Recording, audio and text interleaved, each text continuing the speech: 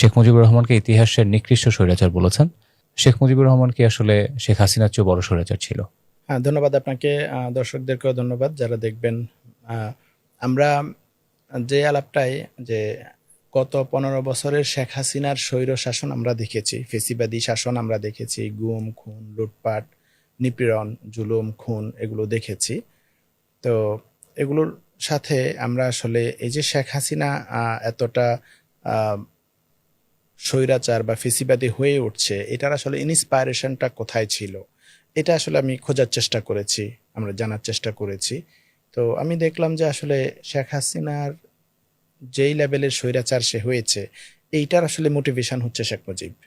এবং শেখ মুজিবের চেয়ে শেখ মুজিব যা যা করেছে এবং যা যা করতে পারে নাই, সেগুলোই আসলে শেখ হাসিনা কন্টিনিউ করেছে আরেকটু সফিস্টিকেটেড ওয়েতে। ইভেন কোনো কোনো জায়গায় শেখ মুজিব যেই লেভেলের নিকৃষ্ট স্বৈরাচারের মতো আচরণ করেছে, শেখ হাসিনা ততটুকু করতে পারে না। আমরা যদি আলাপে একটুখানি ধারাবাহিকভাবে আসার চেষ্টা করি, ধরেন শেখ মুজিব দেশে ফিরলেন 72 সালের 10 জানুয়ারি। 11 জানুয়ারি আমাদের প্রভিন্সিয়াল কনস্টিটিউশন হয়, মানে আমাদের প্রথম কনস্টিটিউশন তো হচ্ছে স্বাধীনতার ঘোষণাপত্র, তারপরে একটা প্রভিন্সিয়াল কনস্টিটিউশন হয় 72 সালের 11 জানুয়ারি। শেখ মুজিব আসার পর দিন 1 পৃষ্ঠার একটা কনস্টিটিউশন, যেটার মাধ্যমে গণপরিষদ গঠন হয়ে পরবর্তীতে আমাদের সংবিধান প্রণয়ন হলো 72 সালের 16 ডিসেম্বরে। তো শেখ মুজিব এই 72-এ আসার পরে সংবিধান প্রণয়ন হলো 72-এর 16 ডিসেম্বর। 73 সালে দুটা সংশোধনী হয়, একটা হচ্ছে পাকিস্তানের যে আটকা পড়া যুদ্ধাপরাধী ছিল তাদের বিচারের জন্য প্রথম সংশোধনীটা হয়। দ্বিতীয় সংশোধনীটা করে শেখ মুজিব, একটা নিবর্তনমূলক সংশোধনী। শেখ মুজিব পাওয়ারে আসার পরেই এতদিন পর্যন্ত মুখে গণতন্ত্র বললেও শেষ পর্যন্ত পাওয়ারে আসার পরেই তার স্বৈরাচার হওয়ার যে চরিত্র বা তার যে ভেতরের যে স্বৈরাচারী রূপ, এটা প্রকাশ পাওয়া শুরু করলো।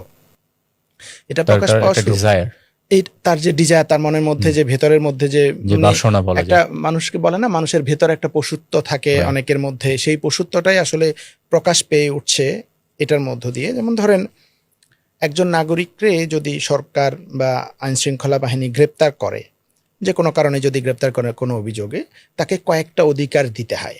একটা অধিকার হচ্ছে যে সে তার লয়ারের সাথে, উকিলের সাথে কথা বলবে, এটা জামিনযোগ্য কিনা মামলাটা এটা। তারপরে হচ্ছে তার আরেকটা অধিকার হচ্ছে যে তার গ্রেপ্তারের 24 ঘন্টার মধ্যে তাকে জুডিশিয়াল ম্যাজিস্ট্রেটের সামনে হাজির করতে হয়, এবং ম্যাজিস্ট্রেটের অনুমতি ছাড়া তাকে আটক রাখা যায় না। খুবই বেসিক হিউম্যান রাইটসের জায়গা, মৌলিক অধিকারের জায়গা। কিন্তু শেখ মুজিব যেটা করলো যে সে দ্বিতীয় সংশোধনীর মধ্য দিয়ে একটা নতুন বিধান সংযুক্ত করলো, যে কাউকে যদি রাষ্ট্র মনে করে যে সে, তার বিরুদ্ধে কোনো অভিযোগ নাই, কিন্তু রাষ্ট্র যদি মনে করে যে তাকে গ্রেপ্তার করা দরকার, তাহলে তাকে গ্রেপ্তার করতে পারবে। অর্থাৎ রাষ্ট্র যদি বলে যে সে সম্ভাব্য একজন অপরাধী, সে বাইরে থাকলে কোনো ক্ষতি করতে পারে এরকম সন্দেহভাজন, তাহলে তাকে গ্রেপ্তার করতে পারবে, কোনো সুস্পষ্ট প্রমাণ ছাড়া, কোনো ধরনের অভিযোগ ছাড়াই। প্রমাণ তো পরের কথা। এবং এই নিবর্তনমূলক আইনে তাহলে হচ্ছে কি, কাউকে যদি গ্রেপ্তার করে 24 ঘন্টার মধ্যে কোর্টে প্রডিউস করতে হবে, এবং কোর্টে প্রডিউস করার পর ম্যাজিস্ট্রেটের অনুমতি ছাড়া তাকে আটকে রাখা যাবে না। ম্যাজিস্ট্রেট যদি বলে যে জামিনযোগ্য, জামিন হয়ে যাবে। কিন্তু সে এখানে করলো যে তাকে এই নিবর্তনমূলক আইনে যদি কাউকে গ্রেপ্তার করা হয়, মানে সন্দেহ করে, তাহলে তাকে 6 মাস আদালতে প্রডিউস করা ছাড়াই গ্রেপ্তার করে রাখতে পারবে। এবং পরবর্তীতে এটা চাইলে এক্সটেন্ড করে আরো 6 মাস এবং অনির্দিষ্টকালের জন্য মূলত তাকে আটক রাখা যাবে, কোর্টে হাজির না করেই। এটা কি পরিমাণ মানুষের অধিকার পরিপন্থী একটা কথা, যে একটা মানুষকে আমি জাস্ট সন্দেহ করতেছি যে সে হয়তো অপরাধী হইতে পারে, সে কোনো অপরাধ করে নাই, অভিযোগও নাই, তার মানে হচ্ছে এটা বেসিকলি করছে হচ্ছে যে শেখ মুজিবের বিরুদ্ধে বা তার দলের বিরুদ্ধে যদি কেউ কোনো কথা বলে, তাদেরকে নিপীড়ন করার জন্যই মূলত এই আইনটা করা হয়েছে। এবং সেম জিনিস আমরা দেখেছি যে শেখ হাসিনা যে গুম খুনের এই কালচার, গুম করে রাখার কালচার, এগুলো কিন্তু ওখান থেকে আসছে। যে কাউরে চাইলো, ইচ্ছা করলো, গুম করে নিয়ে রেখে দিল এবং কোর্টে প্রডিউস করলো না। শেখ হাসিনা আমলে কি হয়েছে, যে মানুষ খুশি হতো গ্রেপ্তার করার পরে যদি কোর্টে হাজির করতো, যে আলহামদুলিল্লাহ পড়তো, কোর্টে হাজির করছে, ক্রস ফায়ারে দিয়ে দেয় নাই বা আটকায় পাওয়া গেছে তাকে। তো সেই সিচুয়েশনটা আসলে তৈরি হয়েছে মুজিবের সময় থেকে, এবং হাসিনা এটা ফলো করেছে। এবং হাসিনাও কিন্তু এরকম যে সাইবার সিকিউরিটি আইন, এটা সেটা আইন করে নানানভাবে নিপীড়নের পথ তৈরি করছে। এরকম 96 সালে হাসিনা ক্ষমতা আসার পরেও জননিরাপত্তা আইন করেছিল। তো এইটা হচ্ছে এই যে মুজিবের মধ্যে যে প্রতিপক্ষকে বা অপোনেন্টদেরকে, যাদের ডিসেন্ট ভয়েস আছে, ভিন্ন মত আছে, তাদেরকে যে নিপীড়ন করবার বাসনা এবং স্বৈরাচারী চেতনা, এইটা হচ্ছে সেটা যেটা হাসিনাও ক্যারি করেছে। এবং এটাকে উসিলা করে সে এটাকে ইউটিলাইজ করে 74 সালে সে একটা আইন করে, যেটাকে আমরা বিশেষ ক্ষমতা আইন বলি, স্পেশাল পাওয়ার অ্যাক্ট। এই বিশেষ ক্ষমতা আইনটা করে, বিশেষ ক্ষমতা আইনের অধীনে, মানে জননিরাপত্তা আইন বলে, যে এটার অধীনে যদি কাউকে গ্রেপ্তার করে তাহলে ওই যে এভাবে করে আটক করে রাখা যাবে। এখন এটা যদি সংবিধানের আগের যে ধারা সে অনুপাতে সে কিন্তু এটা করতে পারতো না। 73 সালের এই দ্বিতীয় সংশোধনী দিয়েই সেটা করেছে। মানে শেখ মুজিব যে মানুষের অধিকারের রাজনীতি করে নাই, বিরোধী মতকে সহ্য করতে পারে না, তার চরিত্রের মধ্যে যে গণতন্ত্র নাই, এটা হচ্ছে তার প্রথম প্রমাণ। সে এসেই হচ্ছে এরকম একটা নিবর্তনমূলক আইন করেছে, যেটা দিয়ে সে মানুষকে বিনা বিচারে আটক রাখার একটা সিলসিলা তৈরি করছে, এবং এটাই শেখ হাসিনা ক্যারি করেছে। এরপরে যদি আসি আমরা, ধরেন 73-এর নির্বাচন হলো, 73-এর নির্বাচন হলো মার্চের 7 তারিখে। 73-এর নির্বাচন এটা হচ্ছে বাংলাদেশের প্রথম জাতীয় সংসদ নির্বাচন। 73-এর নির্বাচনে আওয়ামী লীগ যেটা করেছে, তখন তো আওয়ামী লীগের এগেনিস্টে বড় কোনো রাজনৈতিক দল নাই। 70-এর নির্বাচনে আওয়ামী লীগ এককভাবে জিতেছে, যদিও সেই নির্বাচন প্রশ্নবিদ্ধ। কারণ 70-এর নির্বাচনে কি হয়েছে, অনেকে আলাপ তুলেছিল। 2018-তে যখন নির্বাচন কমিশনার বলেছিল যে আমরা 70-এর স্টাইলে নির্বাচন করব, তখন বিএনপির পক্ষ থেকে বেশ কয়েকজন এটা নিয়ে বলছে যে 70-এর নির্বাচন করবেন, আমরা এতদিন কিছু বলতেছি না দেখে, এটা স্বাধীনতার সাথে সম্পৃক্ত আছে দেখে ইস্যু, কিন্তু 70-এর নির্বাচন কিভাবে হয়েছে এটা তো আমরা জানি। এবং একদিন একটা টিভিতে নায়ক ফারুক এবং ইলিয়াস কাঞ্চন সহ আলাপ করতেছিলেন, আলাপচারিতা, ওনারা বলতেছিলেন যে 70-এর নির্বাচনে কিভাবে ভুয়া ভোট দিয়েছেন, জাল ভোট দিয়েছেন, বাচ্চা বাচ্চা ছেলেরা গিয়ে। ফারুক বলছিলেন আমি তখনও ভোটার হয়নি, কিন্তু 5-6টা দিয়ে আসছি। তো 70-এর নির্বাচন হচ্ছে এরকম। 70-এর নির্বাচনে আমরা অন্য সময় হয়তো আলাপ করতে পারবো। 70-এর নির্বাচনে যে পুরো পূর্ব পাকিস্তানে যে আওয়ামী লীগ কিভাবে মেজরিটি পেল, এটা নানান কাহিনী আছে। তো যাই হোক, তো 73-এর নির্বাচন হচ্ছে বাংলাদেশের প্রথম নির্বাচন ছিল, যেটা বাংলাদেশের মানুষের দীর্ঘদিনের সংগ্রাম ছিল, ওই যে আমরা গণতান্ত্রিক একটা রাষ্ট্র চাই, আমরা ভাত কাপড়ের অধিকার চাই। তো গণতান্ত্রিক এই অধিকারের জন্য লড়াই করে আমরা স্বাধীন দেশ পেলাম, এবং সেই দেশের প্রথম নির্বাচন 73 সালে নির্বাচন। আমাদের এক্সপেকটেশন হচ্ছে একটা স্বাধীন নির্বাচন হবে, এবং সেখান থেকে যেই জিতে আসে ক্ষমতা দখল করবে। মানুষের সাধারণ এক্সপেকটেশন বা পারসেপশন যে শেখ মুজিব দেশ স্বাধীন করে আসছেন, দেশে ফিরে আসছেন, এখন সরকারে আছেন, তার অধীনে নির্বাচন হচ্ছে, সেই জিতবে। কিন্তু ছোট ছোট বিরোধী দলগুলোকেও সে সহ্য করতে পারলো না। জাসদ তখন মোটামুটি স্ট্রং বিরোধী দল, এবং বিশেষ করে তরুণদের মধ্যে জনপ্রিয় দল। তো জাসদ, মেজর জলিল জাসদ সভাপতি ছিলেন। 73-এর নির্বাচনে তারা যেটা করলো, যে অনেকগুলো আসনেই তারা বিরোধী দলের যে প্রার্থী তাদেরকে নির্বাচনে নমিনেশন দাখিল করতে দেয় নাই। তার আগের দিনে তাদেরকে অপহরণ করে নিয়ে যেত, এবং অপহরণ করে নিয়ে তারা হচ্ছে বিনা প্রতিদ্বন্দ্বিতায় নির্বাচিত হয়েছে। এবং এই বিনা প্রতিদ্বন্দ্বিতায় নির্বাচিতদের মধ্যে আছে শেখ মুজিবুর রহমান, আছে জিল্লুর রহমান তখন আওয়ামী লীগের সেক্রেটারি, আছে তোফায়েল আহমেদ, আছে সৈয়দ নজরুল ইসলাম, মনোরঞ্জন ধর, কে এম ওবায়দুর রহমান, পরে যিনি বিএনপি সেক্রেটারি হলেন, শ্যামা ওবায়দের বাবা। তারপর এরকম একদম বাগাবাগানা তারা। এইভাবে করে এইটা একটা নির্বাচন চিন্তা করেন যে প্রথম গণতান্ত্রিক নির্বাচন হচ্ছে, যেখানে নির্বাচন হলে জিতবেন কি হারবেন পরের কথা, বিরোধী পক্ষের একজন প্রার্থী নমিনেশন দাখিল করবে, সেটাই তাকে করতে দিচ্ছে না, অপহরণ করে নিয়ে সে বিনা প্রতিদ্বন্দ্বিতায় নির্বাচিত হয়ে যাচ্ছে। এক্স্যাক্টলি সেম জিনিস আমরা দেখলাম 2014 সালে। 2014 সালে নির্বাচনে হাসিনা কি করলো,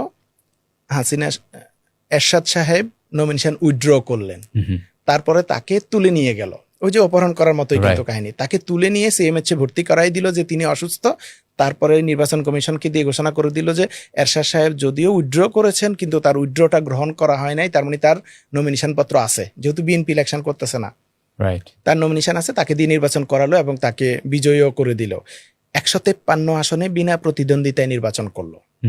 এটা কিন্তু হাসিনা নতুন করে নাই, মুজিব থেকে ইন্সপায়ার্ড হয়ে করছে। 73 সালে নির্বাচনে এরকম হয়েছে, এটাও এরকম হয়েছে। এবং 73 সালে নির্বাচনে আওয়ামী লীগ 291 আসনে বিজয়ী হয়েছে 300 আসনের মধ্যে। মানে এটা শুনলেই বোঝা যায় যে কি হয়েছে আসলে কাহিনী। 2014, 18 এগুলো তো আমরা দেখেছি এ ধরনের কাহিনী হয়েছে। এবং সেখানে জাসদের ক্যান্ডিডেটদেরকে নানা জায়গায় হামলা মামলা করে বা ইয়ে করা হয়েছে, আহত করা হয়েছে, প্রার্থীদেরকে কেন্দ্রে ঢুকতে দেয় নাই। খন্দকার মোশতাকের কুমিল্লা থেকে ব্যালট বাক্সে তুলে নিয়ে ঢাকায় নিয়ে আসছে পুনরায় গণনা করে বিজয় ঘোষণা করার জন্য। এবং অনেক জায়গায় হয়েছে, আমি যদি এটা দেখি, মহিউদ্দিন আহমেদ এই ৭৩ নির্বাচন নিয়ে বিশাল বই লিখেছেন, অনেকগুলো রেফারেন্স আছে সে সময়ের। এবং শেখ মুজিবুর রহমান এই যে বিনা প্রতিদ্বন্দ্বিতায় বিজয়ী হয়ে গেছেন, এটা একটা আসন ছিল ভোলার আসন। আমাদের বর্তমান যিনি স্পিকার হাফিজ সাহেব, মেজর হাফিজ সাহেব, ওনার বাবা ডাক্তার আজহারউদ্দিন, উনি জাসদের প্রার্থী ছিলেন। আজহার সাহেবকেও নমিনেশন দাখিল করতে দেয় নাই। শেখ মুজিব বিনা প্রতিদ্বন্দ্বিতায় নির্বাচিত হয়ে গেছে। জিল্লুর রহমান নির্বাচিত হয়েছিল, মমতাজ মিয়া নামে একজনকে জাসদের প্রার্থী, তাকে অপহরণ করে নিয়ে, এবং তাকে আগের দিন অপহরণ করা হয়েছিল একটা রেস্টুরেন্টে, তারা খাচ্ছিল সেখান থেকে রেড ক্রসের গাড়ি ইউজ করে, এবং গাড়ি নাম্বার কত সেটা সহ ওই তখনকার পত্রিকার রিপোর্টের মধ্যে এরকম আলোচনা ছিল। তো এবং নানান আসনে যে এটা হয়েছে যে বিনা প্রতিদ্বন্দ্বিতায় আওয়ামী লীগের তো ১১টি আসন লাভ এবং ২৯১ আসনে আওয়ামী লীগ জিতেছে। তারপরে অনেকগুলো আসনে এরকম হয়েছে যে ভোট বেশি হয়ে গেছে। ঢাকা ৫ আসনে টোটাল ভোটার সংখ্যা ছিল ১,৩০,০০০, এর মধ্যে ভোট কাস্ট হয়েছে ১,০২,৮৭৬ জন। আর আওয়ামী লীগের প্রার্থী শাহ মোয়াজ্জেম হোসেন পাইছে ১,০৭,০০০, মানে ভোট কাস্ট হয়েছে ১,০২,০০০, আওয়ামী লীগের প্রার্থী পাইছে ১,৭,০০০, মানে কেমন ভোট হয়েছে বুঝতে পারেন। তো সারা দেশেই চিত্র ছিল এটা। তাহলে আমরা আমাদের মানে বাংলাদেশটা স্বাধীন হওয়ার পরেই আমাদের যে প্রধান আজাদির ইস্যু ছিল গণতন্ত্র পাবো, এটাই শুরুতে হোঁচট খাইলো শেখ মুজিবের হাতে। এবং শেখ মুজিব গণতন্ত্রকে ধ্বংস করলো, মৌলিক মানবাধিকার ধ্বংস করলো দ্বিতীয় সংশোধনী দিয়ে, আর এই ৭৩-এর নির্বাচনের মধ্য দিয়ে গণতন্ত্র ধ্বংস করলো। এটা ধ্বংস করার একটা প্ল্যাটফর্ম, একটা ফেক নির্বাচন, মানে রিগড ইলেকশন করলো, ভোট চোরের নির্বাচন করলো। এটা নিয়ে সারা দেশে জাসদের সাথে তখন তুমুল বিরোধ হয়েছে, এগুলো নিয়ে নানান জায়গায়। ৭৩-এর নির্বাচনের মধ্য দিয়ে আমরা দেখলাম যে আসলে শেখ মুজিবের মধ্যে গণতান্ত্রিক চরিত্র নাই। শেখ মুজিবের মধ্যে ভিন্নমত শোনার বা ভিন্নমতকে সহ্য করবার মতো চরিত্র নাই। তার মানে তার ভেতরের যে পশুত্বটা, এটাই আসলে ফুটে উঠছে, যে একটা অগণতান্ত্রিক চরিত্র।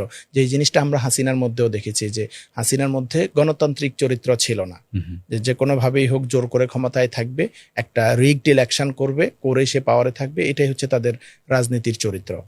আমরা যদি এর পরের দিকে যাই, ধরেন ৭৩-এর নির্বাচন করে তো সে পাওয়ারে আছে, তখন কিন্তু আমাদের সংসদীয় গণতন্ত্র।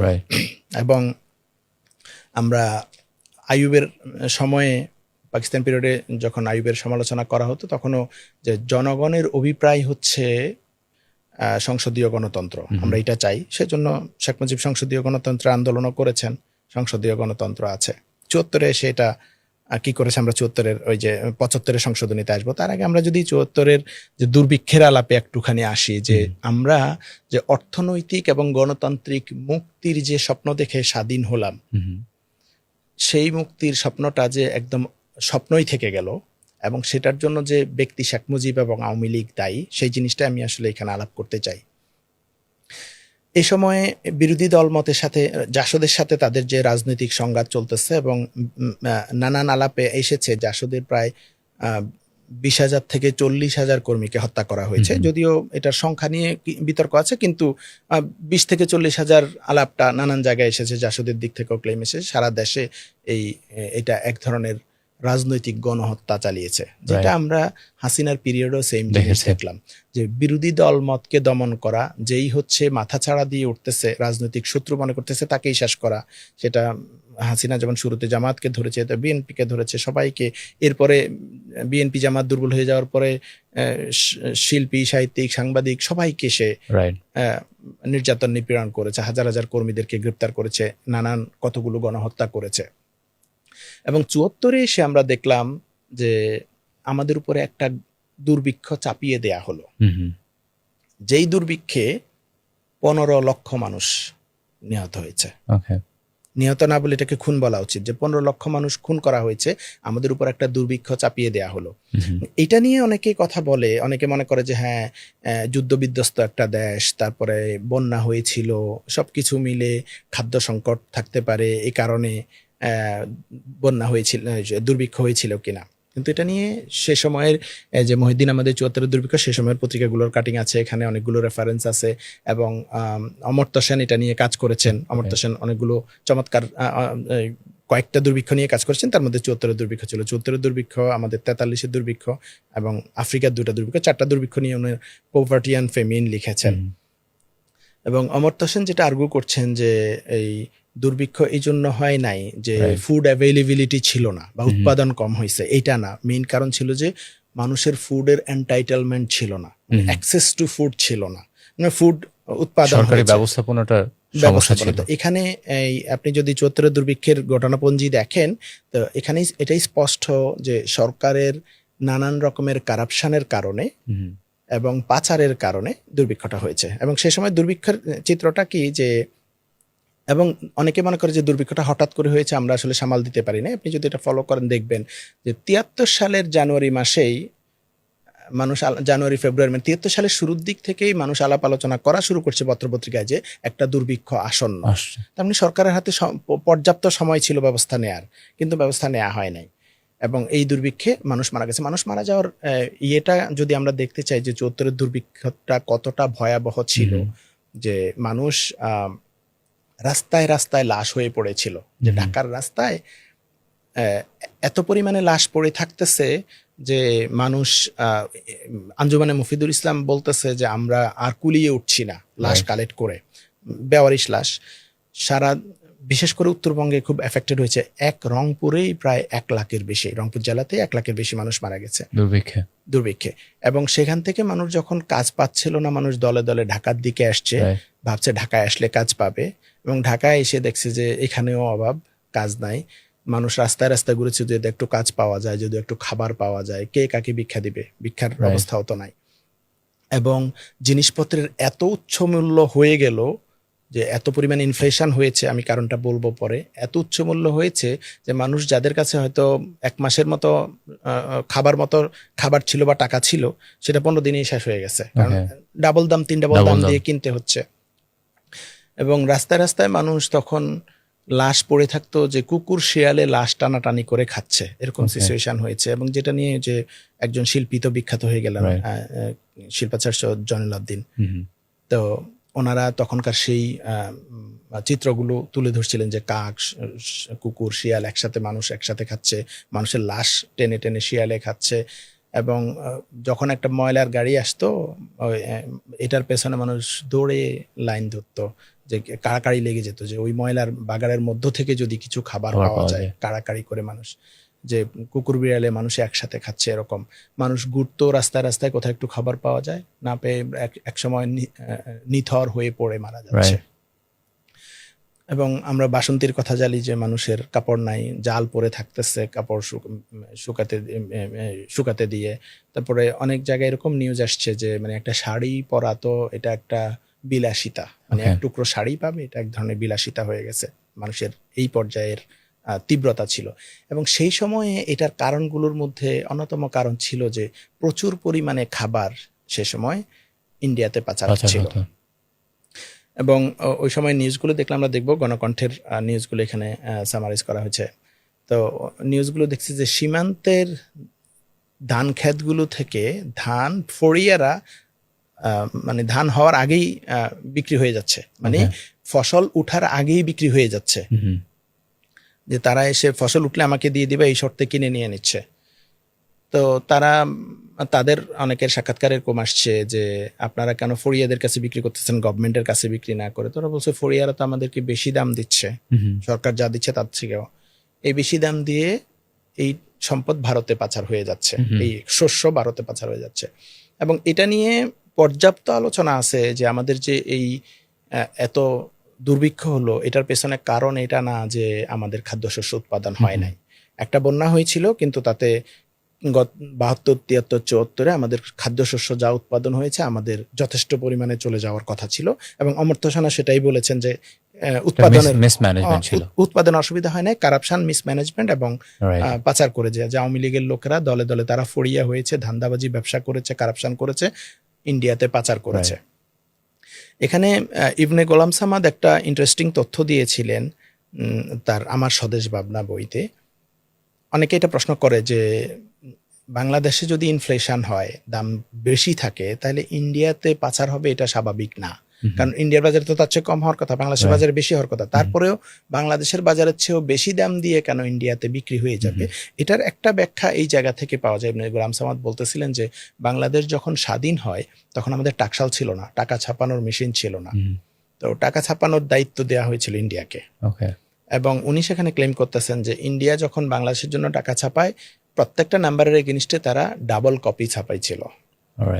এবং সেই অতিরিক্ত কপিটা, মানে জাল জাল টাকাটা বলা যায়, সেই জাল টাকাটা বা অতিরিক্ত কপিটা দিয়ে তারা হচ্ছে এই 73-74 যখন এই দুর্ভিক্ষ চলতেছে তখন বাংলাদেশ থেকে খাদ্যশস্য ডাবল দাম দিয়ে কিনে নিয়ে যাচ্ছে। এখন তারা তো ডাবল দাম দিয়ে কিনতে অসুবিধা নেই, কারণ এগুলো ফেক টাকা দিয়ে কিনতেছে।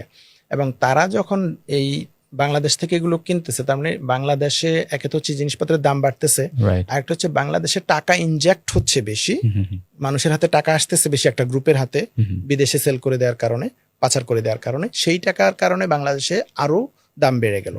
এবং সাধারণ মানুষের কাজ নাই, ইনকাম কম, যে টাকা জমানো আছে সেটা দিয়ে যে কয়দিন খাইতে পারতো তার আগেই সেই টাকা পুরাই যাচ্ছে।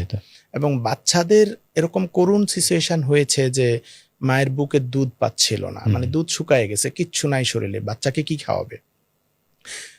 এই সিমিলার দুর্ভিক্ষ হয়েছিল বাংলায় 1943 সালে দুর্ভিক্ষ হয়েছিল। এর আগে প্রথম হয়েছিল ব্রিটিশরা যখন আসছিল এদেশে, ব্রিটিশরা আসলো 1957-তে, 1757-তে, 1770 সালে প্রথম বড় দুর্ভিক্ষ হয়।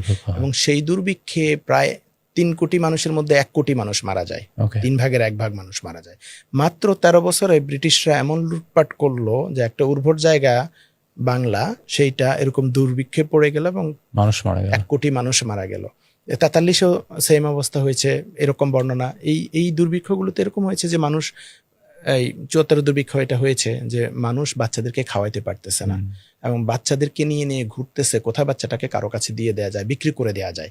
বাচ্চাকে বিক্রি করে দিলে মা বাবা হয়তো একটু খেতে পারবে, আর বাচ্চাটাও যদি কোনো সাহেব কিনে নিয়ে যায়, বাচ্চাটা যেন বেঁচে যায় কোনোভাবে। কোনো বর্ণনা এরকম আসছে, 43-এর আলোচনায় আসছিল যে মায়েরা বাচ্চাদেরকে শেষবারের মতো বুকে জড়িয়ে ধরে তারপরে নদীতে ফেলে দিছে, বাচ্চাকে খাওয়াইতে পারতেছে না, কি করবে? বাচ্চাকে বিক্রি করে দেওয়ার জন্য মেলা বসতেছে যে এখানে অনেকগুলা বাচ্চা একসাথে হচ্ছে, কোন সাহেবরা যদি এখান থেকে আমার বাচ্চাটাকে কিনে নিয়ে যায়। কতটা তীব্র দুর্ভিক্ষ ছিল, মানুষ খাবারের অভাবে খাবার খুঁজতে খুঁজতে রাস্তায় রাস্তায়, ময়লার বাগার খুঁজতে খুঁজতে রাস্তায় পড়ে একসময় মারা যাচ্ছে। এরকম আমি যদি একটু 74-এর দুর্ভিক্ষটা কেমন ছিল একটা দুইটা দেখাই, ইভেন লবণের দাম পর্যন্ত এত বেড়ে গেছে যে 1 মণ ধান বিক্রি করলে 1 সের লবণ পাওয়া যাচ্ছে, 1 কেজি লবণ পাওয়া যাচ্ছে। কতটা তীব্রতা হয়েছে, মানুষ মানে লবণও পাচ্ছিল না। এবং অনেকগুলো রিপোর্ট দেখবেন এরকম যে মানুষ হচ্ছে গাছের পাতা, কচু গেছুই এখন খাদ্য, আর কোনো অপশন নেই। এবং কচু গেছু খেয়ে মানুষের মধ্যে জায়গায় জায়গায় মহামারী তৈরি হয়ে গেছে, যে অখাদ্য কুখাদ্য খাওয়ার কারণে মানুষের মধ্যে নানান রোগ ব্যাধি, ডায়রিয়া, কলেরা হয়ে মানুষ মারা যাচ্ছে। অনাহারে এরকম নিউজ দেখবেন যে অনাহারে 10 জনের মৃত্যু, প্রতিদিন এভাবে নিউজ আসতেছে, শুধু একটু ধনী ভাত দাও, এটা হচ্ছে মানুষের। এবং যে রিলিফগুলো আসতেছিল সেই রিলিফগুলো আওয়ামী লীগের দলীয় লোকেরা লুটপাট করে নিয়ে যাচ্ছে, মানুষ রিলিফের টাকা পাচ্ছে না। এবং তাজউদ্দিন আহমদও বলছিল যে জাল টাকা আমাদেরকে খেয়ে দিচ্ছে, যেটা ইবনে গোলাম সামাদের কথাটা বললাম, এটার সাথে কিছুটা রিলেটেড। এটা যে তারা যদি এটা স্বীকার করে নাই, কিন্তু জাল টাকা যে খেয়ে দিচ্ছে আমাদেরকে, এটা স্বীকার করেছিলেন একটা আলাপে। এই আলোচনাটা দেখেছি যে কুড়িগ্রামের গ্রামাঞ্চলে তীব্র খাদ্য সংকট, মানুষ গ্রামের দরিদ্র মানুষ শহরে ভিড় জমাচ্ছে, অনাহারে অখাদ্য কুখাদ্য খেয়ে মারা যাচ্ছে। এভাবে অসংখ্য আলাপ, এগুলা দেখবেন বিভিন্ন জায়গায় যে ওইটা 74 দুর্ভিক্ষ নিয়ে খাদ্য কেলেঙ্কারি নেপথ্যে কারা, সরকারের, এগুলো নিয়ে আলাপ আসতেছে। যে জাতিসংঘের মানবিক যেটা ছিল মানবিক সাহায্য সমাধানে বাংলাদেশে খাদ্য প্রেরণের জন্য বিশ্বের সকল দেশের প্রতি আহ্বান জানাইছিল। তখন পাকিস্তান বিনামূল্যে 10 লক্ষ টন চাল বাংলাদেশে সরবরাহ করার প্রস্তাব দেয়, কিন্তু বাংলাদেশ এই 10 লক্ষ টন খাদ্য গ্রহণ করতে অস্বীকৃতি জানায়। আমার মানুষ মরে যাচ্ছে কিন্তু আমি খাদ্য গ্রহণ করব না, মানে ভারতকে খুশি করার ব্যাপার ছিল। খাদ্য নিয়ে একদিকে কর্তাদের দুর্নীতি, অন্যদিকে দেশব্যাপী দুর্ভিক্ষ। এ ধরনের অসংখ্য নিউজ আছে যেখানে সরকারও স্বীকার করতেছে যে দেশে গমের ঘাটতি নাই, এমনি ঘাটতি ছিল না, এটা সরকারও জানে, স্ট্র্যাটেজিসগুলো বলছে, অমর্ত্য সেনও বলছে, আলাপ আলোচনাগুলোতে আসছে। তাইলে ঘাটতি না থাকলে আমাদের এই খাদ্যশস্য কোথায় যাচ্ছে, এটা কত খাদ্যশস্য পাচার হয়েছে, এটা নিয়ে অনেক নিউজ আছে এখানে। স্ট্যাটিস্টিক্স তো ওভাবে নাই, কিন্তু এখানে বলছে যে 72, 73, 74-এ কি পরিমাণ খাদ্য পাচার হয়েছে এটা বলা যাবে না এক্সাক্ট নাম্বার, কিন্তু সেটার পরিমাণ 50,000 মেট্রিক টনের কম না, যেটা বাংলাদেশের 20,000 মেট্রিক টন হলে এক বছর চলে যায়। তার মানে যে পরিমাণ খাদ্যশস্য পাচার হয়েছে সেটা যদি পাচার না হতো তাহলে বাংলাদেশে দুর্ভিক্ষ হতো না। তার মানে আমরা খাদ্য উৎপাদন করছি, কিন্তু সেই উৎপাদিত খাদ্যে আমাদের অধিকার ছিল না, আমাদের এন্টাইটেলমেন্ট ছিল না, আমাদের অ্যাক্সেস ছিল না। দাম এত বাড়ানো হয়েছে যে সেটা আর আমাদের হাতের নাগালের মধ্যে ছিল না। এবং রেশন কার্ড দেওয়া হচ্ছিল, সেই রেশন কার্ড দেখা যাচ্ছে রাজধানীতে 12 লাখ ভুয়া রেশন কার্ড। কারা করেছে এগুলো আমরা বুঝতেছি, যে এই ভুয়া রেশন কার্ড করে করে রেশনের যে খাবার বা রিলিফের খাবার তারা এরকম লুটপাট করে নিয়ে যাচ্ছে। যে রাতের কাজ কারবার পুরোদমে চলছে, সীমান্ত এলাকার সকল ফসল পাচার হয়ে যাচ্ছে। 26 জানুয়ারি 1973 দুর্ভিক্ষ হয়েছে কবে? 74-এ। এটা 73 সালের কথা, যে সীমান্ত এলাকার সব খাবার ফসল পাচার হয়ে যাচ্ছে। তার মানে 73 সাল থেকে আমরা বুঝতেছি যে আসন্ন একটা দুর্ভিক্ষ আসতেছে, এবং এটার কারণ হচ্ছে আমাদের দুর্নীতি, এই সরকার দলীয় ফড়িয়াদের এই চোরাচালানি, এগুলার কারণে পাচার হয়ে যাচ্ছে খাবার 73 সাল থেকে। তার মানে 73 সাল থেকে যদি আমরা ব্যবস্থা নিতে পারতাম তাহলে 74-এ আমরা এই দুর্ভিক্ষ দেখতাম না, আমরা এই 15 লাখ মানুষ হারাইতাম না। যদিও সরকার শুধু 27,000 স্বীকার করে। এই যে দুর্ভিক্ষটা, এটার কি করুণ চিত্র আমি যদি একটা জিনিস আপনাকে পড়ে শোনাই, যে সীমান্ত অঞ্চলে ক্ষেতের পাকা ধান পাচার হয়ে যাচ্ছে, মানুষ ধান ক্রয় নয়, ধান, চাল, ডিম, মুরগি, সোনার উপর অলংকার ক্রয় করে নিয়ে যাচ্ছে। মানে শুধু ধান না, সবকিছু নিয়ে যাচ্ছে, মানে চোরাচালানিরা নিয়ে যাচ্ছে। গমবাহী নৌকার ওয়াগন লুট হয়ে যাচ্ছে রংপুরে। প্রতিদিন চাল বোঝাই অসংখ্য ট্রাক রংপুর থেকে ছিটমহলের মধ্য দিয়ে অবাধে সীমান্ত পারাপার হচ্ছে। অনাহারে 127 জনের মৃত্যু। মনন্তরের জন্য বা দুর্ভিক্ষের জন্য সরকারই দায়ী। সেই সময়ে বিশিষ্ট নাগরিকদের বিবৃতি যে এই দুর্ভিক্ষের জন্য কারা দায়ী, সরকারে দায়ী। এবং সেই বিবৃতিতে কারা এই বিবৃতি দিচ্ছে নামগুলো দেখলেও দেখবেন, মানে আওয়ামীপন্থী লোকজনরাই, যে সিকান্দার আবু জাফর, আহমদ শরীফ, জয়নুল আবদিন, মির্জা গোলাম হাফিজ, বদরুদ্দিন উমর, এনায়েতুল্লাহ খান, এরা বলছেন যে এটার জন্য সরকার দায়ী।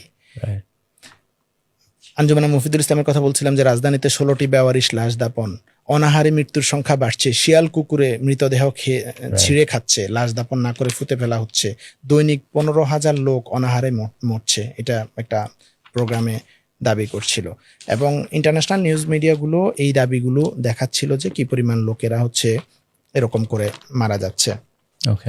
আমি একটা জিনিস একটু পড়ে শোনাতে চাই। পাচারের যে আলাপটা আমরা বলছিলাম, যেখানে এখানে একটা সম্পাদকীয় আমি একটু পড়ে শোনাই, যে দেশ জুড়ে আজ যে দুর্ভিক্ষের তাণ্ডব চলছে তার পেছনে কারণ রয়েছে অনেক, কিন্তু এই সংকটের প্রথম এবং প্রধান কারণ যে খাদ্যশস্যের অবিরাম দেশান্তর তা উল্লেখের অপেক্ষা রাখে না। বস্তুত এই দেশ থেকে গত 3 বছরে এমন ব্যাপক পরিমাণে খাদ্য সম্পদ সীমান্ত পেরিয়ে পাচার হয়ে গেছে যার সঠিক হিসাব পাওয়া খুবই অসুবিধাজনক। তবে বিশেষজ্ঞ মহল এক সাম্প্রতিক পর্যবেক্ষণের পর জানতে পেরেছেন যে গত 3 বছরে বাংলাদেশ থেকে অন্য দেশে পাচার হয়েছে অন্তত 50 লক্ষ টন।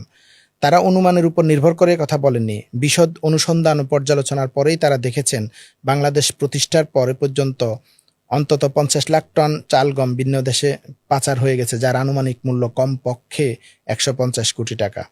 1962 থেকে 71 সালের লোক সংখ্যা খাদ্য চাহিদার বিশদ হিসাবের পর সমীক্ষকগণ আরও দেখেছেন 1971 সাল থেকে বর্তমান বছর অর্থাৎ 74 সাল অবধি এই দেশে যে খাদ্য উৎপন্ন হয়েছে ও বিদেশ থেকে যা আমদানি করা হয়েছে তাতে দুর্ভিক্ষ তো দূরের কথা, বরঞ্চ বর্তমানে প্রয়োজন মিটিয়েও 32 লক্ষ টন খাদ্যশস্য উদ্বৃত্ত থাকা উচিত ছিল।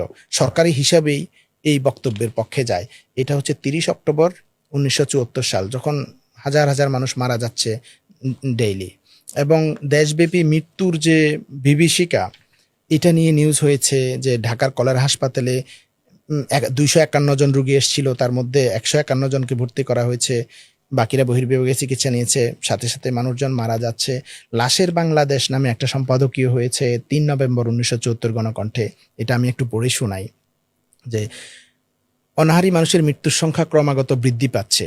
এই অতি বাস্তব ও ভয়ঙ্কর কথাগুলো আমরা কিভাবে লিখব ঠিক বুঝে উঠতে পারছি না। গ্রামান্তরে, শহরে, শহরতলিতে সর্বত্রই একই অবস্থা। পরিবেশ আর পরিস্থিতির সর্বশেষ উজ্জ্বলতা দ্রুত মরে যাচ্ছে।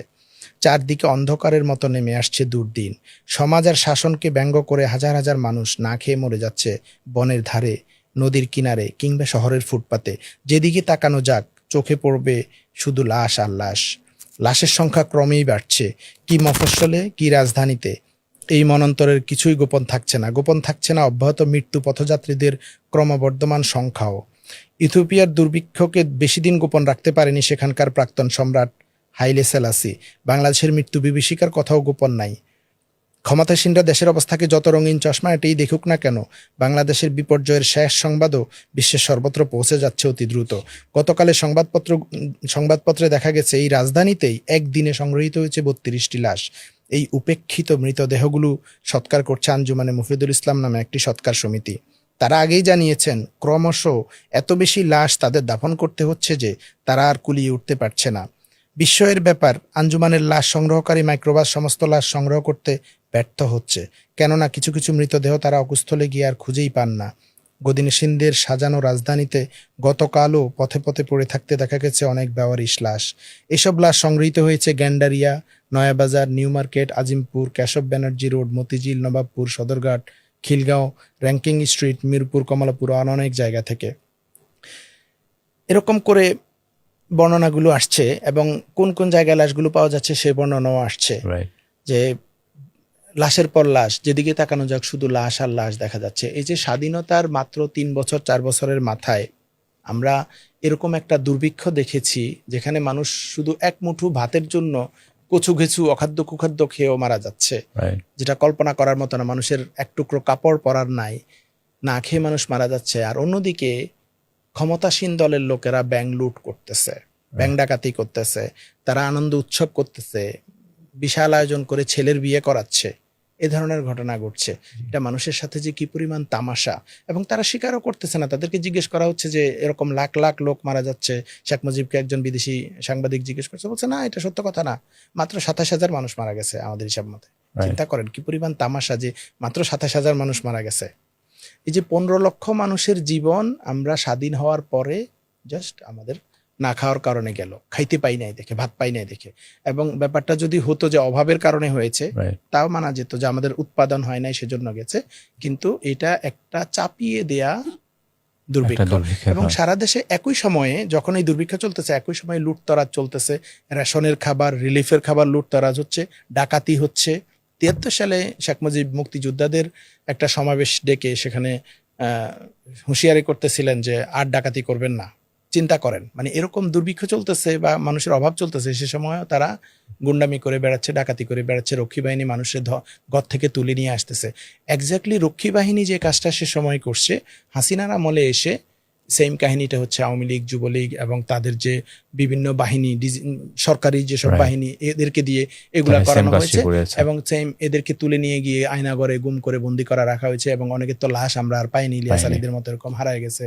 তো এই যে ইন্সপাইরেশনটা হাসিনা পেল এরকম নিপীড়নের, এই পুরো ইন্সপাইরেশনটা হচ্ছে শেখ মুজিবের মতো। এবং হাসিনার আমলেও কিন্তু খাদ্যদ্রব্যের দাম এত বেশি বেড়েছে লুটপাটের কারণে, চাঁদাবাজির কারণে, এবং নানান সময় ভুতুরে বিদ্যুৎ বিল, গ্যাসের বিল, এটা সেটা নিয়ে এসে এখান থেকে টাকা পাচার করেছে, বিভিন্ন উন্নয়নের নামে, মেগা প্রজেক্টের নামে মেগা দুর্নীতি করেছে।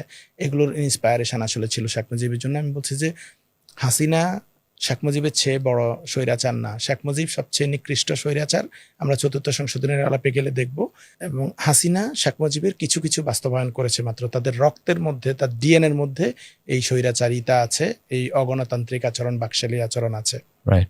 তার মানে আমরা দেখতে পাচ্ছি মুক্তিযুদ্ধ আসলে যে কারণে হয়েছিল, আমাদের যে চাওয়াটা ছিল ভোটাধিকার, গণতন্ত্র এবং অর্থনৈতিক মুক্তি, তার পুরোটাই আসলে শেখ মুজিব তার শাসনামলে ধ্বংস করে দিয়ে গেছেন এক প্রকার। আমরা এবার একটু জানতে চাইব, সংবিধানের 4th সংশোধনের মাধ্যমে মাত্র 11 মিনিটে কোনো বিতর্ক ছাড়াই যেভাবে একটা দেশের শাসনতান্ত্রিক কাঠামো বদলে ফেলা হয়েছিল, সেটা কি স্বাধীন বাংলাদেশের প্রথম সংসদীয় স্বৈরতন্ত্রের নজির কিনা? এটা খুবই গুরুত্বপূর্ণ আলাপ। 74 দেখেন শেখ মুজিব যে এখানে একটা ইম্পর্টেন্ট আলাপ, এই যে স্বৈরাচারিতা করছে এটা কিন্তু সংবিধানকে ব্যবহার করে করেই করছে। 72 সালে সে যে নিবর্তনমূলক আইন করলো, যেটা দিয়ে সে বিরোধী মতের, বিরোধী দলের যে কাউরে যখন ইচ্ছা তখন গ্রেপ্তার করে ফেলতে পারবে এবং সাংবিধানিক কোনো বাধা থাকছে না, আদালতে তুলতে হবে না, সে যতদিন ইচ্ছা ততদিন গুম করে রাখতে পারবে। এটাও কিন্তু সংবিধান সংশোধন করে সংবিধানের মাধ্যমেই করেছে। ৭৪ এসে যখন ৭৫ এসে চতুর্থ সংশোধনী ৭৫ জানুয়ারিতে এসে সে সংবিধান সংশোধন করলো, এবং আপনি বললেন মাত্র 11 মিনিটে সংশোধনীটা পাশ করা হলো। শুধু একজন ব্যক্তি মাত্র এই সংশোধন নিয়ে কথা বলেছে, সেটা শেখ মুজিব, এবং 11 মিনিটের মধ্যে এটা পাশ করিয়ে নেওয়া হয়েছে। কোনো আলোচনা হয় নাই, পর্যালোচনা হয় নাই, কিছু না। কখন এটা করলো? যখন দুর্ভিক্ষে হাজার হাজার লাখ লাখ মানুষ মারা যাচ্ছে, না খেয়ে মারা যাচ্ছে। ডিসেম্বরেও নিউজ হচ্ছে যে আরো মানুষ মারা যাবে, কারণ দুর্ভিক্ষ শেষ হয়ে যাওয়ার পরেও মহামারীগুলো থেকে যায়। দুর্ভিক্ষের কারণে যে অসুস্থতা, নানান কলেরা বা অসুস্থতা থাকে, সেগুলোর কারণে মারা যায়। সে সময়ে এসে ৭৪ জানুয়ারিতে শেখ মুজিব চতুর্থ সংশোধনী করছে। কি করছে চতুর্থ সংশোধনীতে? ফার্স্ট, যে আমাদের হচ্ছে সংসদীয় গণতন্ত্র আছে, আমরা এটার জন্য সংগ্রাম করছি দীর্ঘদিন থেকে। শেখ মুজিবের আবার এসে খায়েশ হলো যে আমি এখন রাষ্ট্রপতি হব, আমি প্রধানমন্ত্রী থাকবো না। তারপরে নাম্বার 1 করলো যে এখন থেকে সংসদীয় গণতন্ত্র বাদ দিয়ে রাষ্ট্রপতি শাসিত সরকার হবে। এটা কেন একটা চরম অন্যায় হলো? কারণ ৭২ আমাদের যে প্রভিশনাল কনস্টিটিউশন হলো, সেখানে শেখ মুজিবের সাইনেই কিন্তু সেটা হয়েছে। সেখানেও বলা হলো যে আমরা হচ্ছে সংসদীয় গণতন্ত্র চাই, কারণ এটা হচ্ছে expressed aspiration of the people of Bangladesh, যে বাংলাদেশের মানুষের প্রকাশিত ইচ্ছা, মানে চাওয়া আকাঙ্ক্ষা, এটা হচ্ছে সংসদীয় গণতন্ত্র। সেই ইচ্ছাটাকে ধ্বংস করে দিয়ে শেখ মুজিব রাষ্ট্রপতি শাসিত সরকার করলো। এখন রাষ্ট্রপতি শাসিত সরকার যদি করতে হয়, তাহলে তো রাষ্ট্রপতি নির্বাচনের প্রশ্ন আসবে। 2 বছরের মাথায় 73-এ আমাদের নির্বাচন হলো, 75 জানুয়ারিতে এসে সে এখন গণতন্ত্র বাদ দিয়ে, সংসদীয় গণতন্ত্র বাদ দিয়ে রাষ্ট্রপতি শাসিত সরকারে চলে গেল। এখন রাষ্ট্রপতি শাসিত সরকারে তাহলে কি হবে? যে রাষ্ট্রপতি নির্বাচিত হবেন জনগণের প্রত্যক্ষ ভোটে। এটাই খুব স্বাভাবিক। যেসব দেশে রাষ্ট্রপতি শাসিত আছে, যেমন ইউএসএতে প্রেসিডেন্ট হচ্ছে জনগণের ভোটে নির্বাচিত হয়। এখন তাহলে তো মুজিব যদি রাষ্ট্রপতি হইতে চায়, মুজিব তো এখন প্রধানমন্ত্রী, মুজিব যদি রাষ্ট্রপতি হতে চায় তাহলে তাকে জনগণের প্রত্যক্ষ ভোট দিয়ে আসতে হবে। কিন্তু কোনো নির্বাচন দেওয়া হলো না, এবং বলা হলো খুব হাস্যকরভাবে সংবিধানের ৪র্থ তফসিলে এটা যোগ করে দেওয়া হলো যে সংবিধানে যা লেখা আছে, কি লেখা আছে? প্রত্যক্ষ ভোটে রাষ্ট্রপতিকে নির্বাচিত হইতে হবে। সংবিধানে যা লেখা আছে, ধরে নেওয়া হবে যে বাংলাদেশের প্রেসিডেন্ট এখন থেকে হচ্ছে শেখ মুজিবুর রহমান। এবং শুধু যে এখন থেকে শেখ মুজিবুর রহমান বাংলাদেশের রাষ্ট্রপতি হিসেবে গণ্য হবেন তা না, এটা ধরে নেওয়া হবে যে তিনি জনগণের প্রত্যক্ষ ভোটে নির্বাচিত হইয়াছেন বলিয়া ধরে নেওয়া হবে। নিজেকে রাষ্ট্রপতি ঘোষণা করে দেয়া। দুনিয়ার কোনো নিকৃষ্ট স্বৈরাচারও এটা করে না। ইভেন হাসিনাও যে প্রধানমন্ত্রী ছিল 14-18-তে 24-এ এসে কিন্তু একটা মিছামিছি নির্বাচন দিয়েছে, ভুয়া নির্বাচন দিয়েছে। ইভেন উত্তর কোরিয়ার কিং জং উনও নির্বাচন দিয়ে ক্ষমতা আঁকড়ায় ধরে, এরশাদও মাঝখানে নির্বাচন দিয়েছে। যত দুনিয়ার নিকৃষ্ট স্বৈরাচার, সেও একটা নির্বাচন, মিছামিছি নির্বাচন দিয়ে হইলেও ক্ষমতা আঁকড়ায় রাখে। কিন্তু শেখ মুজিব এত নিকৃষ্ট, দুনিয়ার মধ্যে নিকৃষ্ট স্বৈরাচার, যে নিজের রাষ্ট্রপতি ঘোষণা করে দিছে যে নির্বাচন লাগবে না, আমি রাষ্ট্রপতি। এবং বলছে আমি যে রাষ্ট্রপতি হয়েছি এটা বলা যাবে না বিনা ভোটে হয়েছি, এটা ধরিয়ে নিতে হইবে যে জনগণের প্রত্যক্ষ ভোটে শেখ মুজিব রাষ্ট্রপতি হয়েছেন। কোনো জবাবদিহিতার কিছু নাই, কোনো সংসদের কাছে, কোনো এমপিদের কাছে জবাবদিহিতার কোনো ব্যাপারও নাই। তো এখন এই সংসদের তো অলরেডি 2 বছর মেয়াদ চলে গেল। 73-এর নির্বাচন হলো, 2 বছর পার হয়ে গেল। এখন এসে সে কি বললো যে এই সংসদের মেয়াদ আরো 5 বছর থাকবে এখন থেকে, 75 থেকে। তার মানে এই সংসদটা নির্বাচিত এমপি যারা হইল তারা 2 বছর পার করার পরে আরো 5 বছর পাবে, কোনো নির্বাচন ছাড়া, কোনো কথাবার্তা ছাড়া। এটা তো 3 বছর পরে শেষ হয়ে যাওয়ার কথা, আরেকটা নির্বাচন হয়ে সংসদ হওয়ার কথা। সে রাষ্ট্রপতি হয়েছে হোক, তারপর তো সংসদে তো নির্বাচন হবে না। সংসদে বলছে যে এখন থেকে আরো 5 বছর হচ্ছে এই সংসদের নিয়ম থাকবে। মানে টেকনিক্যালি হাসিনাও যেটা করছে যে ওর 2009-এর যে সংসদ ছিল সেটারে 14-18-তে এইভাবে এক্সটেন্ড করাইছে, কিন্তু হাসিনা একটা মিছামিছি ভোট দিয়ে এক্সটেন্ড করাইছে, আর শেখ মুজিব বলছে যে এমনিই আরো 5 বছর থাকবে। এই জন্য আমি বলছি যে শেখ মুজিব কি পরিমাণ নিকৃষ্ট স্বৈরাচার, মানে দুনিয়ার অটোক্রেটরা নামকা আসতে হইলো নির্বাচন দেয়, সে নির্বাচন ছাড়াই বলছে যে এটা আরো 5 বছর থাকবে, 2 বছর বাড়ায় দিল। তারপর সে উদ্ভট জিনিস নিয়ে আসলো যে দেশে সকল রাজনৈতিক দল নিষিদ্ধ করে দিয়ে একটা দল থাকবে, এটার নাম হবে জাতীয় দল। এবং সংবিধানে যেহেতু এটা ঢুকানোর জায়গা নাই, এই জন্য সে বিচার বিভাগ এবং নির্বাচন 6ষ্ঠ ভাগ আর 7ম ভাগের মাঝখানে 6-এর ক নামে একটা নতুন ভাগ যোগ করলো। এখানে একটা জাতীয় দল থাকবে, যে নামটার নাম হবে জাতীয় দল, যেটার পরবর্তীতে মানে সংবিধানে জাতীয় দল ছিল, এমনি বাকশাল হিসাবে আমরা জানি বাকশাল করা হলো। এটা আল্লাহর দুনিয়াতে কোনো গণতন্ত্রে এটা কোনোভাবে কি পসিবল যে সংবিধান বলে দিচ্ছে? এটা কতটা উইয়ার্ড যে একটা গণতান্ত্রিক দল রাষ্ট্রপতি শাসিত হোক যেভাবেই হোক তার একটা সংসদও থাকবে, এবং আমি বলতেছি এখানে একটা মাত্র দল থাকবে, আর কোনো দল থাকতে পারবে না, এবং কোনো ব্যক্তিরা এই দলের নমিনেশন ছাড়া নির্বাচন করতে পারবে না, তার মানে স্বতন্ত্র নির্বাচন করতে পারবে না। এটা হাসিনা কিছুটা এই 24 সালে আমির নির্বাচনে করেছে আর কি, যে আওয়ামী লীগের নমিনেশন নিয়ে হলে কেবল নির্বাচন করা যাবে, সো আওয়ামী লীগের এই 2 জন ক্যান্ডিডেট থাকবে, একজন নৌকা নিয়ে একজন স্বতন্ত্র, তারাই নির্বাচন করবে। অর্থাৎ জাতীয় দল মানে বাকশালের অনুমতি ছাড়া কোনো লোক নির্বাচনে প্রার্থী হইতে পারবে না। তাহলে 300 আসনে কে নির্বাচিত হবে? 300 জনে বাকশালের লোক মানে আওয়ামী লীগের লোক, মুজিবের লোক নির্বাচিত হবে, কোনো স্বতন্ত্র প্রার্থী হওয়ার কোনো সুযোগ নাই। এবং 73 সালে নির্বাচনে যারা নির্বাচিত হয়েছিল যে 300 জন, এর মধ্যে 291 জন আওয়ামী লীগের, এই 300 জনকেও বলা হলো বাধ্যতামূলক তারা এখন বাকশালে যোগ দিতে হবে। যদি কেউ বাকশালে যোগ না দেয় তাহলে তার সদস্যপদ বাতিল হয়ে যাবে, ওই আসন খালি হয়ে যাবে, ওই আসনে আবার পরে নির্বাচন হবে। এবং 2 জন এমপি বেস্টার মইনুল হোসেন এবং এমএজি ওসমানী, ওনারা বাকশালে যোগ দেন নাই দেখে ওনাদের আসন খালি হয়ে গেছে। এনারা 2 জনে আওয়ামী লীগের এমপি ছিলেন। এমএজি ওসমানী 70 এবং 73 2বারই আওয়ামী লীগের এমপি ছিলেন, কিন্তু তাদেরকেও বাদ দিয়ে দেওয়া হলো। এবং অন্য সরকারি কর্মচারী কর্মকর্তা, যে প্রজাতন্ত্রের কর্মে নিযুক্ত ব্যক্তিরাও জাতীয় দলে যোগ দিতে পারবে।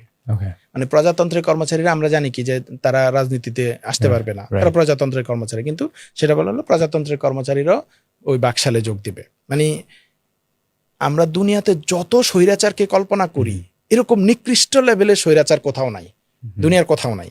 তাহলে মানে উনি এই লেভেলের একটা স্বৈরাচার হওয়ার পরেও উনি আসলে শেখ মুজিবকে আসলে কিভাবে কাল্ট ফিগার হিসেবে দাঁড় করানো হলো? আমরা এই 4th সংশোধনীটা আসি, আরো ইন্টারেস্টিং জিনিস আছে, এরপরে ওই জায়গাটায় আসবো। এবং এখন তো হলো কি যে পুরো সংসদে শুধুই বাকশালের লোকেরা থাকবে, 300 জন লোক, 300 জনই মুজিবের লোক থাকবে। তাহলে তো মুজিবের টেনশনও নাই যে এরা তো তারই লোক। কিন্তু সংসদে যদি রাষ্ট্রপতিকে অভিশংসন করতে হয় তাহলে 2/3 সদস্যদের ভোট লাগবে। শেখ মুজিব সেটা করলো কি যে রাষ্ট্রপতিকে যদি অভিশংসন করতে হয় শুধু প্রস্তাব আনতেই 2/3 সদস্যের স্বাক্ষর লাগবে। মানে আগে ছিল প্রস্তাব আনতে সাধারণ মেজরিটি, মানে 300 জনের মধ্যে 151 জন, আর 2/3 পক্ষে ভোট দিলে তারপরে অভিশংসন হবে। এখন সে বললো প্রস্তাব আনতেই হচ্ছে আমার 2/3 সদস্যের সংখ্যাগরিষ্ঠ লাগবে, আর পাশ করতে হলে 3/4 সদস্যরা ভোট দিতে হবে। মানে কি পরিমাণ যে নিজের এমপিদের উপরও নিজের আস্থা নাই, না জানি কোনোভাবে এরা যদি আমাকে অভিশংসন করে ফেলে সংসদে। এখন সংবিধান সংশোধন করার জন্য লাগে 2/3 সদস্যের ভোট। তার মানে সংবিধানের উপরে রাষ্ট্রপতির মর্যাদা, মানে মুজিবের মর্যাদা এখন সংবিধানের উপরে চলে গেল। এবং বিচারপতিদের অভিশংসন করার জন্য 2/3 সদস্যের মতামত লাগতো, সেটাও এখন সে সুপ্রিম হয়ে গেল। সংবিধানের উপরে, বিচার বিভাগের উপরে, সবকিছুর উপরে সে সুপ্রিম হয়ে গেল। নিজের এমপিদের উপরে তার কোনো ইয়ে নাই, দল নাই, ভোট নাই, কিছু নাই, সব নিজের এমপি, নিজের বানানো, নিজের মনোনীত। তারপরও 3/4 লাগবে। এটা করা হয়েছে যে সংবিধানের চেয়েও আমি সুপ্রিম, এই জিনিসটা বোঝানোর জন্য। এবং এরপরে আপনার এটা কন্ট্রোল করার পরে আরেকটা জিনিস যে সংসদের একটা পাওয়ার থাকে। এখন যেমন ধরেন সংসদে যদি কোনো আইন পাশ করতে হয়, আইন পাশ হয়, এটা রাষ্ট্রপতির কাছে পাঠানো হয়, তারপর রাষ্ট্রপতি এটাতে হয় সাইন করে দেন, অথবা পুনরায় সংশোধনী থাকলে মতামত লিখে পাঠান, এটা আবার সংসদে আসে এবং আবার রাষ্ট্রপতির কাছে পাঠানো হয়। তারপরে যদি রাষ্ট্রপতি 10 দিনের মধ্যে বা 7 দিনের মধ্যে সাইন না করেন, এটা আইনটা পাশ হয়েছে বলে ধরে নেওয়া হয়। তার মানে হচ্ছে এখানে সংসদের একটা সুপ্রিমেসি আছে। রাষ্ট্রপতির শুধুমাত্র ডিলে করতে পারেন, এটা তার যে মানে অ্যাবসলিউট পাওয়ার না, অ্যাবসলিউট ভেটু না, একটা পকেট ভেটু দিতে পারেন, ডিলে করাইতে পারেন, কিন্তু আলটিমেটলি পাস হয়। তার মানে সংসদের একটা সুপ্রিমেসি আছে। কিন্তু শেখ মুজিব যেটা করলেন যে যদি সংসদে কোনো আইন পাস হয়, এটা রাষ্ট্রপতির কাছে পাঠানো হয়, রাষ্ট্রপতি চাইলে এটাতে স্বাক্ষর করবেন অথবা স্বাক্ষর করবেন না, স্বাক্ষর না করে স্বাক্ষর করা থেকে বিরত থাকবেন বলে ঘোষণা দিবেন। তার মানে এই আইন আর পাস হবে না। তার মানে এখন সংসদে কোনো আইন 300 জন এমপি মিলে পাশ করলেও শেখ মুজিব না চাইলে পাশ হবে না। তার মানে সংসদের যে সুপ্রিমেসি ছিল সেটাও শেষ। মানে পুরো সংসদের এই 300 এমপি শেখ মুজিবের পায়ে পড়ে থাকলো যে তোমাদের বাপেরও কোনো ক্ষমতা নাই আমার উপরে আমার ভিন্ন মতে কোনো আইন পাশ করার। পুরোটা কন্ট্রোলে নিয়ে নিল। এখন সব তো কন্ট্রোলে নিয়ে নিল, আইন পাস, শেখ মুজিবের কথা ছাড়া হবে না, শেখ মুজিবকে কেউ অভিশংসন করতে পারবে না, শেখ মুজিব পাওয়ারফুল রাষ্ট্রপতি হয়ে গেল। পত্রপত্রিকাতে সমালোচনা করতে পারে। তারপরে সে কি করলো যে সকল পত্রপত্রিকা বন্ধ করে দিয়ে 4টা মাত্র পত্রিকা রেখে দিল।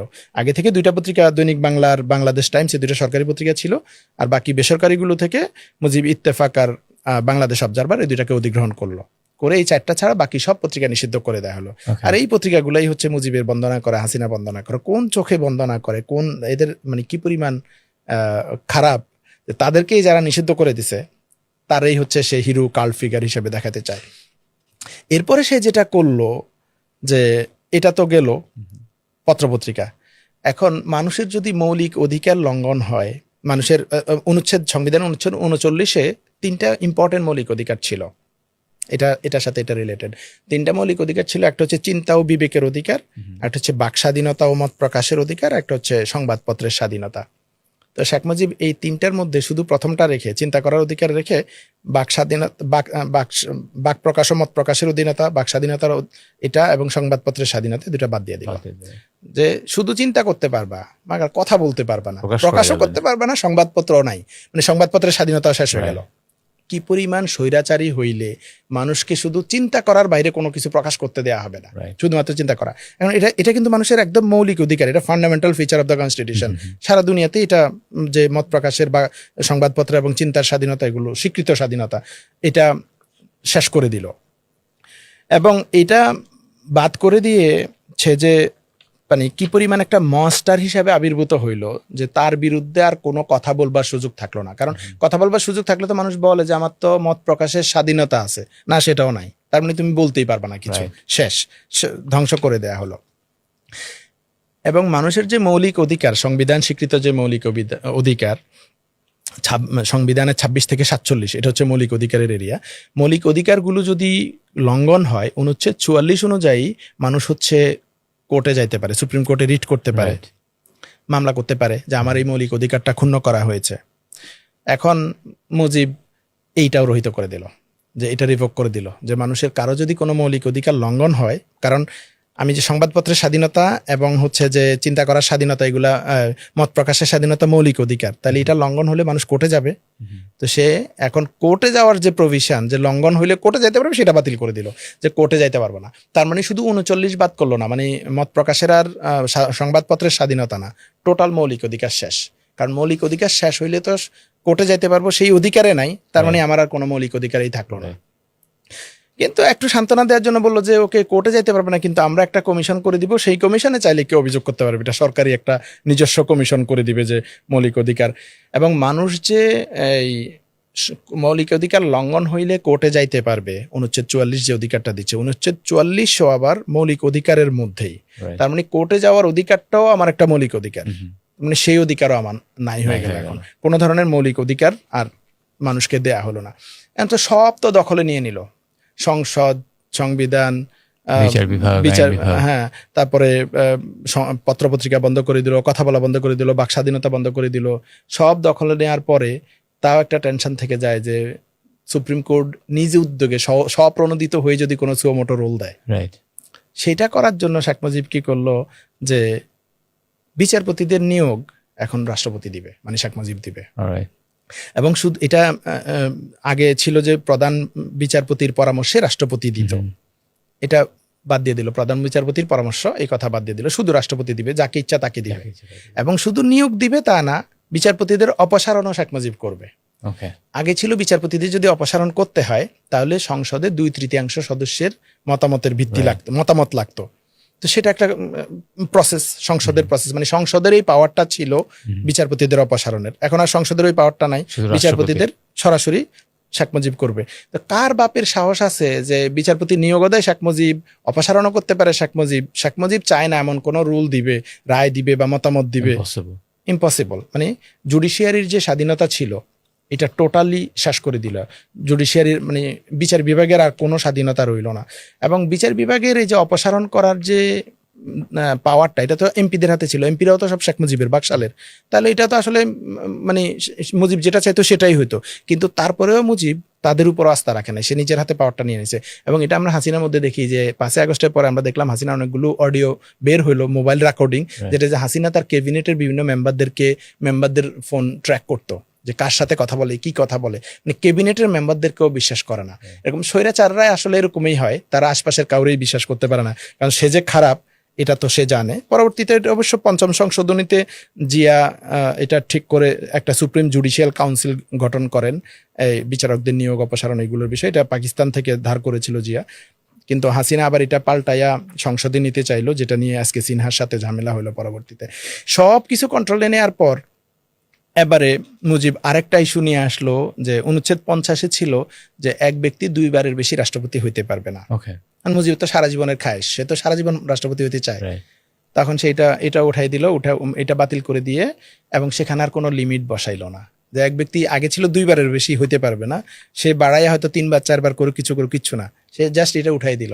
তার মানে এখন সে চাইলে আজীবনের জন্য রাষ্ট্রপতি হয়ে যেতে পারবে, এবং আজীবনের জন্য সে রাষ্ট্রপতি, তাকে নির্বাচিত হয়েছে বলে ধরে নেওয়া হচ্ছে, এবং সংসদে 300 জন তার মনোনীত এমপি, তারা তাকে অভিশংসন করতে পারবে না। বিচার বিভাগ, অভিশংসনটা আইন বিভাগ। এত কঠিন করলো যে 3/4 এমপিরা ভোট না দিলে অভিশংসন হবে না। মানে কোনোভাবেই শেখ মুজিব মরার আগ পর্যন্ত রাষ্ট্রপতি থাকবে, এটা আর ঠেকানো যাবে না। Right. এটা ফুললি সে নিয়ন্ত্রণে নিয়ে নিল। এবং এই ইয়েদের ক্ষেত্রে যেটা ছিল যে 116 অনুচ্ছেদে যে বিচারকদের নিয়োগ, বদলি, তারপর তাদের ছুটি, এগুলো সবগুলো সুপ্রিম কোর্টের হাতে ছিল, মানে অধস্থন আদালতের ক্ষেত্রে মুজিব এটাকে এই সংশোধনী করে নিজের হাতে নিয়ে আসে, যে এগুলা সব তার হাতে থাকবে, শুধু এডিশনাল লিখে দিছে যে মানে তারা স্বাধীন থাকবে। তোমার নিয়োগ দিব আমি, বদলি করব আমি, ছুটি দিব আমি, অপসারণ করবো আমি, এভরিথিং আমি করব, তারপর আমি বলতেছি না তুমি হচ্ছে স্বাধীন থাকবা। তো এটা হচ্ছে, এবং এই জিনিসটা এখনো রয়ে গেছে, এখনো বিচার বিভাগের এই যে অধস্থন আদালতগুলো, জেলা আদালত, অধস্থন আদালতগুলোর সব নিয়োগ কিন্তু এখনো মন্ত্রণালয়ের মাধ্যমে হয়, রাষ্ট্রপতির হাতে এই পাওয়ারটা আছে, সরকারের হাতে থাকতেছে, যেটার কারণে আসলে আমাদের জুডিশিয়ারি স্বাধীন হইতে পারতেছে না। তো এত কিছু করে তো এখন দেখেন যে একটা স্বৈরাচার কোন লেভেলের স্বৈরাচার হইলে মানুষের মৌলিক মানবাধিকার শেষ করে দেয়, বাক প্রকাশের স্বাধীনতা, মত প্রকাশের স্বাধীনতা, সংবাদপত্রের স্বাধীনতা বন্ধ করে দেয়, নিজেকে নিজে রাষ্ট্রপতি ঘোষণা করে দেয় এবং আজীবনের জন্য রাষ্ট্রপতি হয়ে যায়, নিজেকে নির্বাচিত হইয়াছে বলিয়া ধরে নেওয়া হয়, এবং সংবিধান, সংসদ, বিচার বিভাগ সবগুলো নষ্ট করে দিয়ে সব পাওয়ার নিজের হাতে নিয়ে আসে, এবং একটা মাত্র দল করে, যেই দলের অনুমোদন ছাড়া আর কেউ ক্যান্ডিডেটই হতে পারবে না, নির্বাচন করতে পারবে না। তাহলে 300 আসনে 300 জন তার মতের যারা থাকবে তারাই নির্বাচিত হবে। মানে এটা কাইন্ড অফ ঘোষণা করে দেয়া যে আর কোনো নির্বাচন হবে না, আজ থেকে বাংলাদেশে সকল গণতন্ত্র সবকিছু বন্ধ, কোনো ভিন্ন মত থাকবে না, কোনো পত্রিকা আমার সমালোচনা করতে পারবে না, কোনো আদালত আমার বিরুদ্ধে কোনো সুমোটো রুল দিতে পারবে না, কোনো ব্যক্তি আদালতে আমার বিরুদ্ধে মৌলিক অধিকার লঙ্ঘন হয়েছে বলে অভিযোগ করতে পারবে না, কিচ্ছু করতে পারবে না, আমি হচ্ছি সর্বে। এবং তারা স্লোগানও দিচ্ছিল এক নেতার এক দেশ, বঙ্গবন্ধুর বাংলাদেশ। এই হচ্ছে শেখ মুজিব। কত পরিমাণ নিকৃষ্ট হইলে এরকম পাওয়ার গ্র্যাব করতে পারে, প্রত্যেকটা এখানে যতগুলো বললাম চতুর্থ সংশোধনীতে যা করেছে, এটা দুনিয়ার কোথাও নাই, কোথাও। এত ভয়ঙ্কর স্বৈরাচার হওয়ার পরেও আমি বলেছিলাম যে কিভাবে কাল ফিগার হলো। এবং এই যে ভয়ঙ্কর একটা জিনিস পাশ করায় ফেললো, আপনি শুরুতে যেটা বলতেছিলেন, মাত্র 11 মিনিটে, এবং শুধু একজন লোক বক্তৃতা দিল আর এটা পাশ হয়ে গেল, সেটা শেখ মুজিব। আর কারো কোনো পর্যালোচনাও হলো না যে এটা ভালো না খারাপ, আলাপ আলোচনাও কিচ্ছু না, এক ব্যক্তি এটা দিয়ে স্বৈরাচার হয়ে গেল। এখন আপনার প্রশ্নে আসি যে এত ভয়ঙ্কর স্বৈরাচার হওয়ার পরেও কিভাবে পরবর্তীতে তাকে আবার কাল্ট ফিগার বানানো হলো। শেখ মুজিব যা করেছিল, এটা থেকে শেখ মুজিবকে সরানোর বৈধভাবে আর কোনো পন্থা ছিল না। কোনো নির্বাচন বা অপসারণ, অভিশংসন, কোনো কিছু নাই, কোনো প্রক্রিয়ায়, কোনো আদালত, কোনো সংসদ, কোনো মানুষ, কোনো নির্বাচন তাকে সরাইতে পারবে না। তো তাকে সরানোর জন্য আসলে আর ন্যাচারাল কোনো প্রক্রিয়া ছিল না। যেটা হয়েছে, মানুষ অনেকেই বলে যে এই চতুর্থ সংশোধনের মাধ্যমে শেখ মুজিব তার নিজের খুনের চিঠি লিখে কবর রচনা করে গেছে, এবং দুঃখজনকভাবে তো শেষ পর্যন্ত বীর মুক্তিযোদ্ধাদের সৈনিকদের হাতে, মুক্তিযোদ্ধা সৈনিকদের হাতে, সেনা অফিসারদের হাতে তার পরিবার সহ তার নির্মম পরিণতি হলো, মৃত্যু হইল। এবং এটা সে নিজেই লিখে নিয়েছে, তার আর উপায় ছিল না। এবং পরবর্তীতে তো মানুষ এতটা খুশি হয়েছে যে ফেরাউনের বিদায় হয়েছে, মানুষ মিষ্টি বিতরণ করেছে। আজকে আমরা হয়তো অনেকেই চিন্তা করতে পারি না যে পুরো পরিবারের খুন করার পরে মানুষ আসলে কেমনে মিষ্টি বিতরণ করে। এই যে 74 সালে 15 লাখ লোক খুন হয়েছে, এই 73 এরকম একটা রিগড ইলেকশন হয়েছে, বিরোধী দলের 30-40 হাজার মানুষকে খুন করেছে, এবং 75 সালের জানুয়ারিতে সেরকম একটা সংবিধান সংশোধনী করে নিজেকে আজীবনের জন্য রাষ্ট্রপতি ঘোষণা করে দিয়ে সংবাদপত্র সব বন্ধ করে দিল, তারপর আর মানুষ খুশি হবে না তো কি হবে? Right. এই জালিমের পতন হলে তো মানুষ খুশিই হবে। হাসিনা তো এত বড় পর্যায়ের স্বৈরাচার হইতে পারে নাই যেটা মুজিব হয়েছিল। হাসিনার পতনেই মানুষ সেজদা দিয়ে আনন্দ করছে, মানুষ মিষ্টি খাইছে। তো মুজিবের পতনের সময় কি হয়েছিল? এরকম একটা নিকৃষ্ট স্বৈরাচার আমরা স্বাধীনের পর পরেই যদি না পাইতাম, তাহলে হয়তো আমরা বাংলাদেশ হয়তো মালয়েশিয়া সিঙ্গাপুরের মতো আসলেই হইতে পারতাম। এই যে এই লেভেলের কারাপশন, দুর্নীতি, লুটপাট, খুন খারাপি যদি না হইতো, তাহলে আমরা হয়তো একটা গণতান্ত্রিক দেশ হইতাম এবং একটা ভালো দেশ হইতাম। আমরা যে অগ্রসর হইতে পারি নাই, এইটার পুরো দায়ভার হচ্ছে শেখ মুজিব এবং তার আওয়ামী লীগ, তার সাঙ্গপাঙ্গরা। আমরা শেষ করব আজকে, এর আগে দুটো প্রশ্ন করে আমরা শেষ করতে চাই আজকে। শেখ মুজিবকে কাল্ট ফিগার কিভাবে বানানো হয়েছে এটা একটু যদি বলি। এই যে দেখেন, এরকম একটা জঘন্য স্বৈরাচারকে একটা পর্যায়ে গিয়ে এসে তারপর আমরা দেখলাম যে বানানো হলো জাতির পিতা, হাজার বছরের শ্রেষ্ঠ বাঙালি, এবং এমন ভাবে তৈরি করা হলো যে তার কোনো সমালোচনা করা যাবে না। দুনিয়ার সব মানুষের ভুল থাকতে পারে, মুজিবের কোনো ভুল নাই। মুজিবের কেউ যদি ক্রিটিক করে, তার ইউনিভার্সিটির চাকরি চলে যায়, তাকে জেলে নিয়ে যাওয়া হয়, মানহানি হয়েছে বলে দেশ থেকে তাড়িয়ে দেওয়া হয়, বাড়িঘর ভাঙচুর করা হয়। এরকম কার জন্য? এরকম একটা নিকৃষ্ট স্বৈরাচারের জন্য। এটা কিভাবে করেছে তারা? এই যে একটা জেনারেশনের ব্রেইন ওয়াশ করে, একটা জেনারেশনকে তারা ব্রেইন ওয়াশ করেছে যে মুজিব হচ্ছে একটা হিরো ফিগার, মুজিব হচ্ছে এটা, মুজিব হচ্ছে সেটা। এই পুরো ইতিহাসটা মানুষের কাছ থেকে নাই করে দেওয়া হয়েছে।